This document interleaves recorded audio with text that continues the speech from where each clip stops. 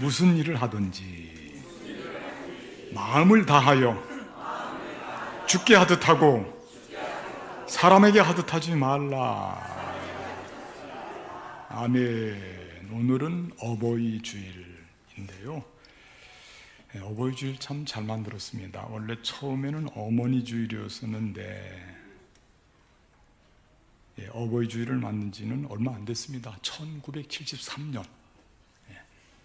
1973년부터 이제 어버이 주일로서 어버이날도 마찬가지입니다. 예전에는 어머니 날이었죠. 그 이후로는 어버이 주일, 어버이날 이렇게 우리가 이름을 바꾸어서 의미를 좀 확장했습니다. 어머니만 우리에게 부모가 아니고 아버지도 우리에게 부모입니다. 이런 생각을 가지고요. 이제는 어버이 주일로 지키고 어버이날로 지킵니다. 또 5월은 가정의 달이죠. 가정의 달인데 이런 모든 일들을요 주도적으로 앞장서서 이런 캠페인 운동을 벌였던 것이 교회입니다. 교회예요. 교회가 이 세상에 아름답고 선한 영향력을 많이 미쳤는데 특별히 가정을 살피고 가정을 아름답게 꾸미는 일에 있어서는 거의 절대적입니다. 교회가 한 일이요. 지금도 마찬가지입니다. 그렇게 교회가 중요한 일을 하고 있어요. 어머니도 소중하고 아버지도 소중하고 우리가 오늘 그런 마음을 가지고 지금 예배를 드리고 있는 것입니다. 우리에게 어머니 허락하시고 아버지 허락하신 하나님께 영광 돌리면서요. 그런데 우리 어렸을 때 이런 질문 많이 받았죠. 이런 질문, 어떤 질문이냐면요. 엄마가 좋아, 아빠가 좋아? 그 애들한테 꼭 그런 질문 물어보는 분들이 있어요. 그 할아버지 이런 분들이 죄송합니다. 또 할아버지 되시는 분들이 또 그러실 것 같은데 하여튼 뭐 약간 좀 농담식이죠. 엄마가 좋냐 아빠가 좋냐 이렇게 말해요. 대답을 잘해야 됩니다. 엄마가 계실 때는 누가 좋다고 그래야 돼요? 엄마가 좋다고 그래야 돼요. 아빠가 계실 때는 아빠가 좋다고. 근데 문제가 있어요. 두 분 다 계실 때는 어떻게 해요? 그렇죠. 둘 다 좋다 그래야지 느낌대로 하면 안 됩니다. 둘 다 좋습니다. 이런 땐 솔직하면 손해봐요. 함정이 있기 때문에 그래요. 두 분 다 귀합니다. 몇 년 전에 작고하신 이어령 교수님 아시죠? 그분이 참 이제 크리스찬이 되어서요. 신앙생활, 예수님을 영접하고 세례받고 그분이 한 이야기 중에 재밌는 이야기가 좀 있더라고요. 어떤 아들이 유학을 갔는데 어머니와 매일 전화로 소식을 주고받고 소통을 하는데 아버지는 무심한 거예요. 그러던 어느 날 아들이 갑자기 이런 생각이 들었답니다. 내가 이렇게 유학까지 와서 공부할 수 있도록 뒷바라지 해준 것이 사실은 아버지가 하신 일이 큰데 내가 지금까지 어머니하고만 이렇게 전화를 하고 아버지께 감사해 본 적이 별로 없구나. 어머니만 부모같이 여기고 아버지는 늘 손님처럼 여겼으니 이러면 안 되겠네 하고요. 후회가 들어서 오늘은 아버지께 위로와 감사의 말씀을 전해야 되겠다 라는 생각을 가지고 전화를 했는데 마침 아버지가 전화를 받았답니다. 아버지가 전화를 받자마자 엄마 바꿔줄게 그랬다는 거예요. 엄마 바꿔줄게. 늘 교환순 노릇을 했으니까 자연스럽게 나오는 대응이겠죠. 그래서 아들이 그랬습니다. 아니요. 오늘은 아버지하고 이야기를 하려고 그럽니다. 라고 또 말문을 여니까 아버지가 이번에는 왜 돈이 떨어졌냐? 그러더라는 거예요. 참 어이가 없잖아요. 아버지는 은행 같은 분으로서 늘 자녀들 키우는데 경제적인 뒷받침을 해줬으니까 그렇게 생각이 됐었나 봐요. 그래서 아들이요, 재차 아버지께 큰 은혜를 받고 살면서도 너무 불효한 것 같아서 오늘은 아버지와 좀 이런저런 이야기를 하려고 합니다. 아버지하고 말씀을 나누려고 합니다. 이렇게 이제 말씀을 드렸어요. 본 마음을 드린 거예요. 그랬더니 아버지가 잠시 침묵하더니 조용히 이렇게 한마디 하더랍니다. 야, 너 술 마셨냐? 이러더라는 거예요. 재밌는 이야기긴 하지만은 느낌이 있잖아요. 그렇죠. 아버지와의 어떤 다정다감한 그런 추억들이 우리에게는 많지가 않잖아요. 어머니와는 뗄 수 없습니다. 깊은 정말 어머니의 사랑을 너무 많이 받았기 때문에. 어머니는 우리를 품어주시고 아버지는 묵묵히 우리를 지켜보십니다. 두 분 다 우리를 위해서 살아오신 소중한 분들인 줄로 믿습니다. 두 분의 은혜가 큽니다. 같은 마음을 가지고 부모님을 공경하는 것이 그래서 복된 것입니다. 오늘 성경 본문 말씀은 골로새 교인들에게요, 골로새 성도님들에게 가정에서 성도로서 복된 가정을 위해서 해야 되는 일이 뭘까? 내가 할 역할이 뭘까?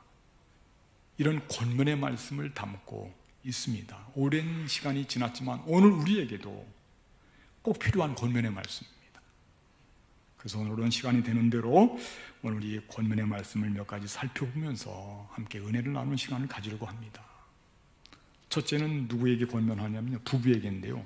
18절과 19절 말씀인데 같이 한번 읽어볼까요? 아내들아, 시작.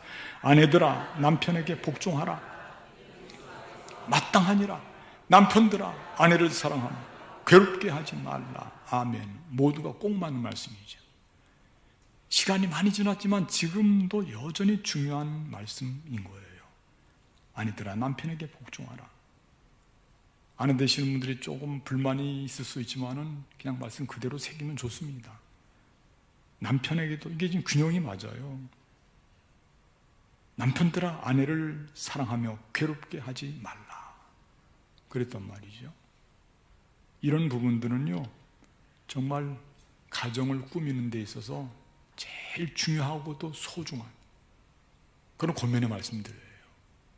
복종하고 순종하는 것, 사랑하고 괴롭게 하지 않는 것. 제일 괴로울 때가 언제일까요?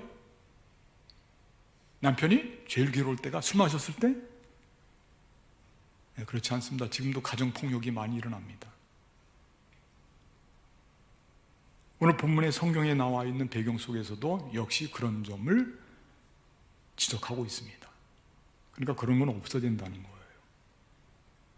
부부 사이가 좋아야, 그래야요, 모든 가정에서 어려움을 극복하고 힘을 내고 이겨낼 수 있어요. 그게 근본이거든요. 두 번째는 오늘 말씀 보니까요, 자녀에게 권면하는 말씀인데 20절 말씀 한번 띄워주셔요. 자녀들아, 같이 한번 읽어볼까요? 시작. 자녀들아, 모든 일에 부모에게 순종하라. 이는 주 안에서 기쁘게 하는 것이니라. 아멘. 부부에게도 복종하라, 순종하라. 자녀에게도 부모님에게 순종하라. 순종이라고 하는 것을 큰 원칙처럼 생각하고 있습니다. 그 뒤에도 그런 말씀이 나오는데요. 그런데 거기에 중요한 것은요, 누구 안에서? 주 안에서. 이것은요, 신앙의 범주 또는 주님의 제자로서 그리스도인의 실존을 전제하면서 순종하는 거예요. 무슨 뜻인지 아시겠죠? 예, 순종을 하는데 내가 그리스도인이라고 하는 그런 대전제, 실존의 전제, 그 밖에 넘어서가 아니고요, 그 안에서, 주 안에서 주님을 믿는 그 믿음 안에서 순종하는 거죠. 그게 기쁨이 되는 것입니다. 예수님을 기쁘게 하는 일도 되고, 하나님을 기쁘게 하는 일도 되고, 상대방 부모님을 기쁘게 하는 일도 되고, 또 기쁨을 주니까 본인들은 어떻습니까? 더 기쁘죠. 그 생각해야 됩니다. 우리가 누구에게 기쁨을 주면요, 우리는 기쁘지 않을까? 아니에요. 더 기뻐요, 우리가요. 내가 누군가에게 기쁨이 되어졌다, 누군가에게 기쁨을 준다 그러면 우리 스스로도 기쁨을 주는 사람도 빼앗기는 게 아닙니다. 더 많이 기뻐하는 거죠. 근데 주 안에서 그러라는 거예요. 주 안에서, 믿음 안에서, 신앙 안에서. 그게 중요합니다. 그러니까 우리가 신앙생활을 잘 감당하면서 부모님께 순종하고, 또 아내들은 남편에게 복종하고, 지금 계속 마음에 걸리시죠? 아내들은 남편에게 복종하고, 그냥 말씀 그대로 새기면 돼요. 또 남편들은 아내를 사랑하며, 마치 예수님께서 교회를 사랑한 것 같이 모든 생명을 포기하면서까지도 사랑하는 그 사랑 말입니다. 아가페의 사랑이죠. 쉬운 일이 아닙니다. 괴롭게 하지 말며. 세 번째는 부모에게인데 21절 말씀 한번 띄워주셔요. 아비들아, 같이 한번 읽어볼까요? 시작. 아비들아, 너희 자녀를 노엽게 하지 말지니 낙심할까 함이라. 아멘. 이것도 아주 중요한 권면의 말씀입니다. 자녀들을 향해서 부모님들이요, 때로 사랑의 회초리를 들기는 드는데 감정이 들어갈 때가 있다는 거예요. 감정이. 사람인지라 그럴 수 있죠. 감정이 안 들어가는 게 제일 좋은데요, 감정이 어쩌다 들어가게 되면 그런 것 때문에 자녀들과의 관계가 틀어집니다. 아이들도요, 상당히 예민해서요, 아빠가 엄마가 나를 사랑의 매를 대는지 아니면 화가 나서 그러는지 싫어하는지 이런 것을 사실은 부모님들보다도 우리 자녀들이 더 민감하고 거의 정확합니다. 그러니까 자녀들을 노엽게 하면 안 된다는 거예요. 사랑의 매를 들기는 들 수 있습니다. 뭐 늘 좋은 이야기만 할 수 있겠어요? 우리 자녀들에게? 때로는 아픈 이야기도 해야 되고 충고도 해야 되고 듣기 싫은 이야기도 해야 됩니다. 부모이기 때문에 우리 자녀들을 어떻게 했어요? 사랑해서. 그게 표시가 납니다. 자녀들이 잔소리 하지만은 그것을 알고 있어요. 자녀들은요, 알고 있다니까, 느낌이 있다니까요. 그러니까 풀어줘야 돼요. 노엽게 하면 안 된다 이거예요. 노엽게 하면. 라떼 이야기를 해서 좀 죄송합니다만 우리 어릴 때는요, 가족들이 많잖아요. 집안에 할아버지도 계시지, 할머니도 계시지, 손자 손녀 있지, 다세대가 모여 살고 있어요. 그때는 할아버지 할머니가요, 그냥 밥만 드시는 분들이 아니에요. 그때 좋은 역할을 감당했어요. 뭐냐면 우리 부모님들이 자녀들을 혼낼 때요, 지켜봐요. 그리고 조금 있다가 할아버지 할머니가 영락없이 맛있는 거 하나 들고 와서요, 우리 손주들을 달래줍니다. 그게 얼마나 큰 보약인지. 그래서요, 많이 섞여 살지만은 아이들이 그 느낌 때문에 빗나가는 적이 없어요. 어려워도 다 같이 공동체로 더 끈끈합니다. 잘 살 수가 있는 거예요. 그러니까 우리가 하여튼 혼내고 나면 그 뒤에는 상처가 되지 않도록 보듬어주고 아껴주고, 야, 내가 너를 사랑해서 그러는 거야, 표현해주고. 그래, 노엽게 하면 안 된다는 거예요. 노엽게 하지 말고 사랑으로 한다고 하는 것을 분명히 알도록, 느낌이 있도록. 그게 좋다는 것입니다. 일꾼들에게 보니까 오늘 그 말씀 한번 띄워주세요. 일꾼들에게 22절 말씀부터인데 이 말씀도 같이 한번 읽어볼까요? 종들아, 시작. 종들아, 순종하되 사람을 기쁘게 하는 자와 같이 눈가림만 하지 말고 오직 주를 두려워하여 성실한 마음으로 하라. 아멘. 이번엔 종들, 일꾼들에게 권면하는 말씀인데, 상전들에게 순종하는데 주를 두려워하여 성실한 마음으로, 눈가림하지 말고요, 그렇게 하라는 거예요. 네, 중요한 말씀이죠. 그리고 이 대목에서 중요한 것은요, 일꾼들도 가족의 일원으로서 인정을 받고 있다는 거예요. 지금 생각할 때는 어떻게 생각할지 모르지만 그때 당시로 볼 때는 파격적입니다. 세상 사람들은 감히 생각할 수 없어요. 그리스도인들 가정에서 이런 일이 있는 거예요.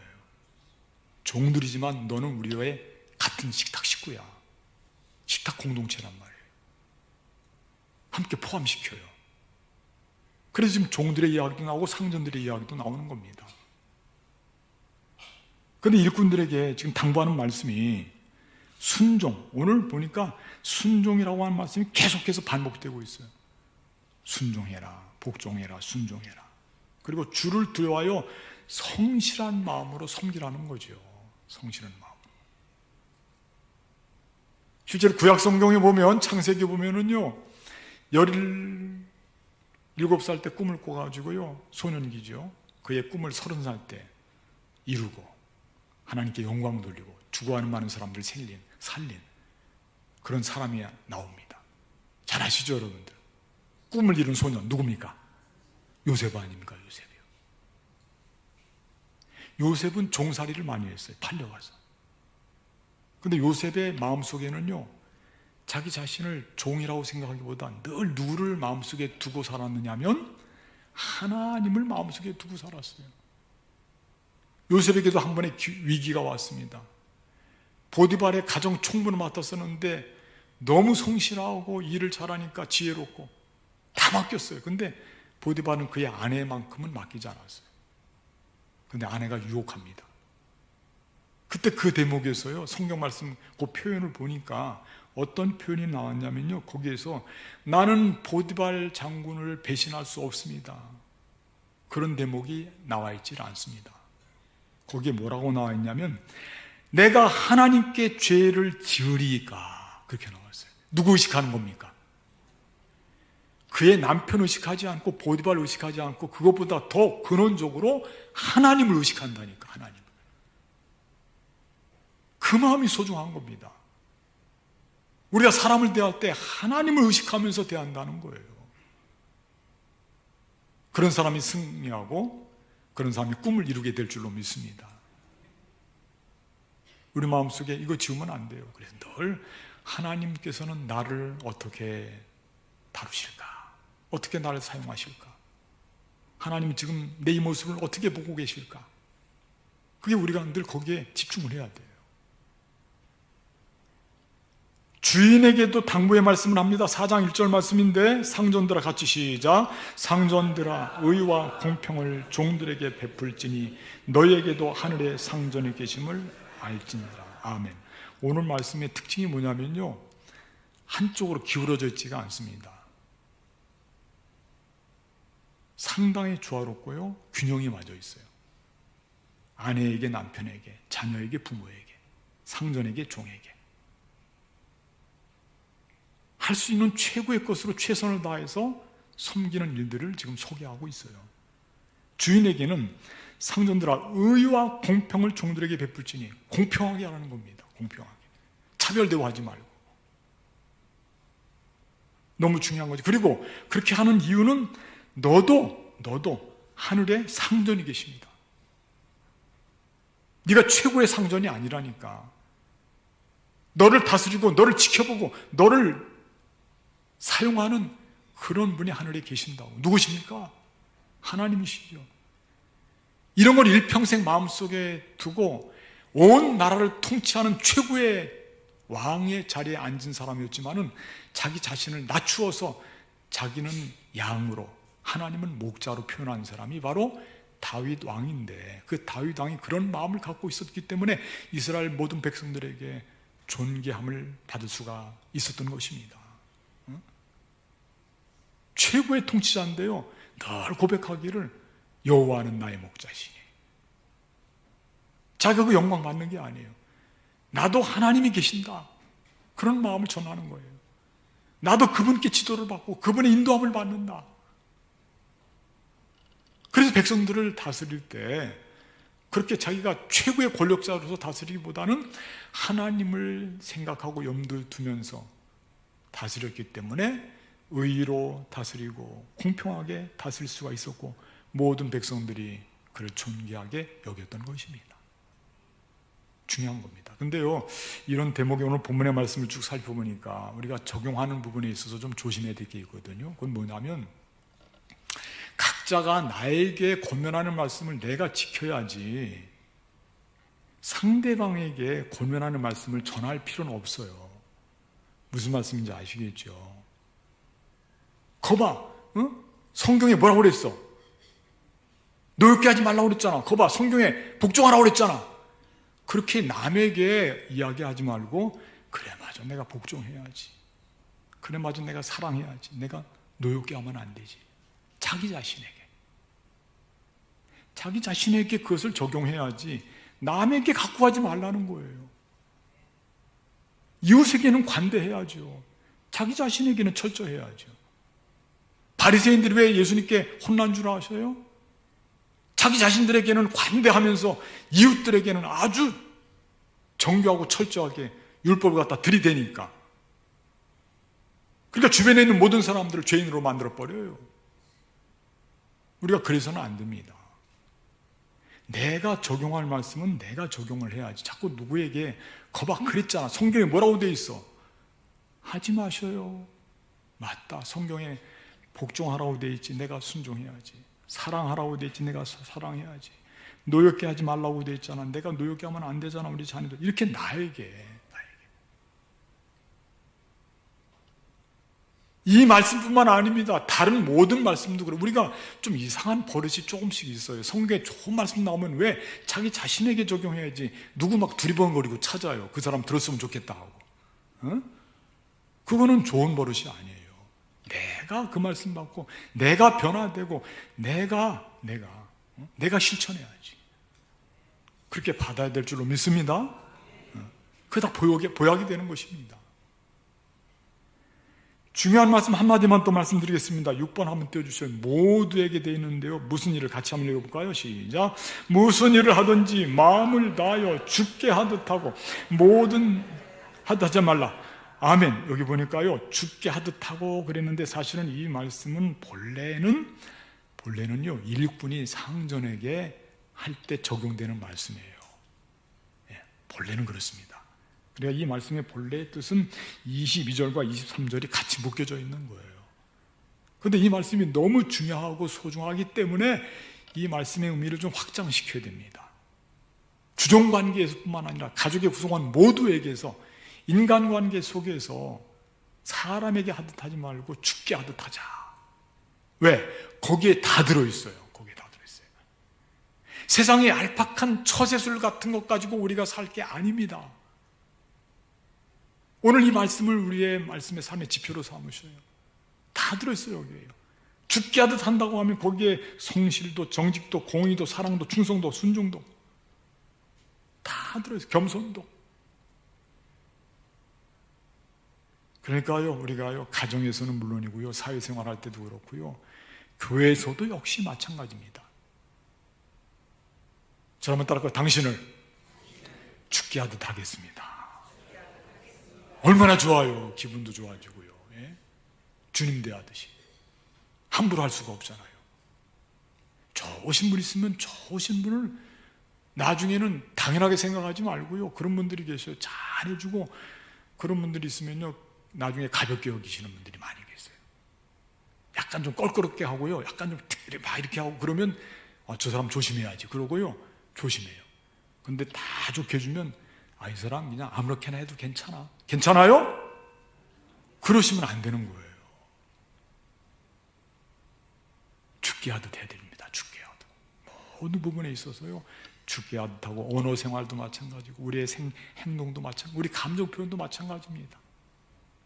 여러분, 모든 말씀을 통해서 가정에서 특별히 5월은 가정의 달인데요, 가정을 잘 가꾸어서 가족을 살피고 위로하고 서로 격려해서 우리의 삶이 아름답고 복된 삶으로 나아갈 수 있기를 주님의 이름으로 축복하겠습니다. 기도하겠습니다. 하나님, 오늘 말씀 통해서 다시 한번 가정에 꼭 필요한 권면의 말씀, 정말 우리에게 모든 인간관계 속에서 생길 수 있는 말씀들을 전하고 있습니다. 주님, 이 말씀들을 우리 마음속에 담고 가정에서뿐만 아니라 사회생활 속에서, 우리 교회 공동체 속에서도 잘 감당하고 행복한 삶으로 나가는 우리 모두의 삶이 되게 하여 주시옵소서. 우리 주 예수 그리스도의 이름으로 간절히 기도하옵나이다. 아멘.